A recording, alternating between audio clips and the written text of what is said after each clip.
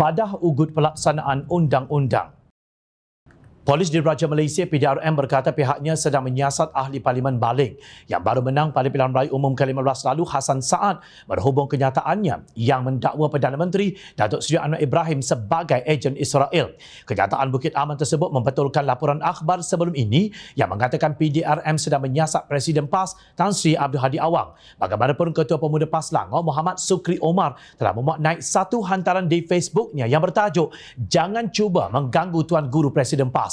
Pemuda PAS Selangor memberi amaran jangan sesekali cuba bermain politik kotor dan persepsi jahat. Sewajarnya kerajaan campuran PHBN di bawah Anwar Ibrahim menumpukan soal pembangunan ekonomi dan menyelesaikan isu kos sara hidup yang diwawarkan. Kata ketuanya, beliau juga mendakwa kerajaan campuran PH dan BN fokus untuk membalas dendam bukan membela rakyat. Kami memberi amaran sekiranya tindakan tidak bermunasabah ini berterusan dilakukan, himpunan besar-besaran akan diadakan. Kami tidak akan berundur. Demikian tegasnya. Muhammad Syukri nampaknya koyak dan mengugut PDRM. Menurut laporan, Polis Diraja Malaysia PDRM mengesahkan telah menerima laporan polis berhubung tuduhan yang dilakukan oleh Hassan bin Saad terhadap Perdana Menteri sebagai ejen Israel itu. Siasatan dikendalikan oleh Unit Siasatan Jenayah Terkelas USJT, bahagian pendakwaan Undang-Undang D5, Jabatan Siasatan Jenayah JSJ Bukit Aman. Kes telah diklasifikasikan di bawah Seksyen 504, Seksyen 500 Kanun Keseksaan dan Seksyen 233 Akta Komunikasi dan Multimedia 1998. Kata Setiausaha PDRM Nursia Muhammad Sa'duddin, sebuah video tular dengan suara seorang wanita yang menyebut antara lain Hassan berkata Anwar ada berhubung dengan Israel. Wujudnya unsur-unsur luar dalam pelantikan Anwar sebagai Perdana Menteri yang di-Pertuan Agong melantik beliau kerana takut berperang dengan Israel. Katanya Anwar akan dipecat pada hari pertama sidang Parlimen. Masalah Anwar Ibrahim dia ada berhubung dengan Israel, ada hubung dengan jadi unsur-unsur musuh luar bercampur tangan dalam urusan tu. Jadi Raja Agung kita nak lantik terus nak bertabar ikut tupas dah boleh merintah. Ada 115 kerusi dia kata disebabkan unsur-unsur tu ancaman tu. Jadi Agung tak mahu ada pergaduhan, tak mahu ada peperangan antara Israel dengan Yahudi ni disebab Anwar ni dia ada berhubung dengan mana ni. Dia berhubung dengan unsur-unsur luar, musuh-musuh luar.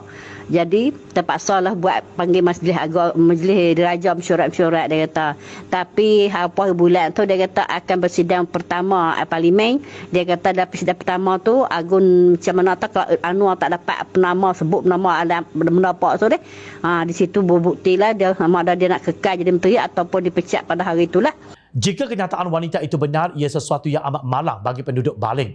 Baru saja terpilih sebagai ahli Parlimen Baling, mulut sudah jadi jerabai dengan menabur fitnah serta hasutan. Lihatlah kerosakan yang beliau telah lakukan sekarang ini. Adakah beliau ingin mengulangi tragedi berdarah memali? Tak pasal-pasal, Ketua Pemuda PAS melenting dengan mengeluarkan kenyataan yang menyalahi undang-undang negara. Muhammad Sukri sendiri boleh didakwa di bawah Seksyen 505(b) Kanun Keseksaan, iaitu kesalahan mengeluarkan kenyataan-kenyataan yang mendatangkan khianat awam, dan Seksyen 233 Akta Komunikasi dan Multimedia 1998. Seseorang yang disabitkan dengan kesalahan di bawah Seksyen 505(b) Kanun Keseksaan boleh dihukum penjara sehingga 2 tahun, denda atau kedua-duanya sekali. Manakala kesalahan di bawah Seksyen 233 Akta Komunikasi dan Multimedia pula, seseorang boleh dihukum penjara sehingga setahun, denda sehingga RM50,000 atau kedua-duanya sekali jika sabit kesalahan. Kenyataan Ketua Pemuda PAS itu ditempelak oleh Pemuda Amanah Selangor. Mamat Sabu, Presiden Parti Amanah Negara, pernah dipanggil ke Bukit Aman untuk diambil keterangan. Kami Pemuda Amanah Selangor relax je, chill je, tak koyak pun, tak ada pula nak buat himpunan secara besar-besaran. Tempelak pengendali laman Facebook Pemuda Amanah Selangor sambil memaparkan gambar Muhammad di halaman Ibu Pejabat Bukit Aman. Saja nak tanya Ketua Pemuda PAS Selangor, koyak ke tu? Sinditnya, jauh sungguh daripada sudut kematangan berpolitik pemikiran Ketua Pemuda PAS dengan Pemuda Amanah Selangor. Adakah Muhammad Syukri sedang bersedia untuk mengorbankan kebebasannya dan menjadi penghuni penjara? Prinsip asas dalam undang-undang ialah setiap orang adalah sama rata di sisi undang-undang dan berhak mendapat perlindungan undang-undang yang sama rata tanpa diskriminasi. Barang diingat, prinsip ini diaplikasi kepada semua rakyat di negara ini, termasuk Abdul Hadi Awang, Muhammad Sabu atau Hassan Saad. Tidak kira apa keahlian seorang itu, Semua tindak tanduknya adalah tertakluk kepada undang-undang negara. Wa ima seorang Perdana Menteri sekalipun, seorang yang digelar Tuan Guru atau Murabbi Ummah atau seorang ustaz. Peribahasa Melayu ada menyebut, di mana bumi dipijak, di situ langit dijunjung. Maksudnya, seseorang hendaklah menurut adat atau peraturan di tempat yang didiaminya. Kita berada di bumi Malaysia, maka undang-undang di negara ini yang telah diluluskan di Parlimen terpakai, bukan undang-undang rimba. Tidak boleh dalam sebuah negara satu pihak ada imuniti untuk bercakap apa sahaja yang boleh disebut oleh mulutnya, termasuk memfitnah dan pembohongan. Sementara itu, kerajaan pula kononnya tak boleh guna PDRM untuk mengekang perbuatan yang melanggar undang-undang negara. Tindakan mengugut pihak yang berkuasa untuk melakukan tugas mereka dalam lingkungan undang-undang yang sah adalah sama dengan menghalang keadilan daripada dilaksanakan.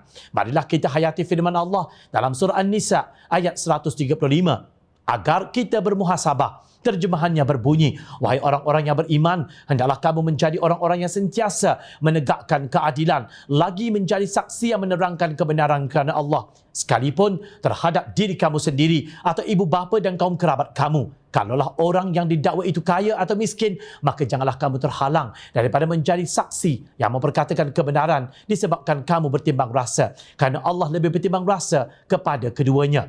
Oleh itu, janganlah kamu turutkan hawa nafsu supaya kamu tidak menyeleweng dari keadilan. Dan jika kamu memutarbalikkan keterangan ataupun enggan daripada menjadi saksi, maka sesungguhnya Allah sentiasa mengetahui dengan mendalam akan apa yang kamu lakukan. Takkan koyak jika anda benar. Ingat, rakyat sentiasa memerhati.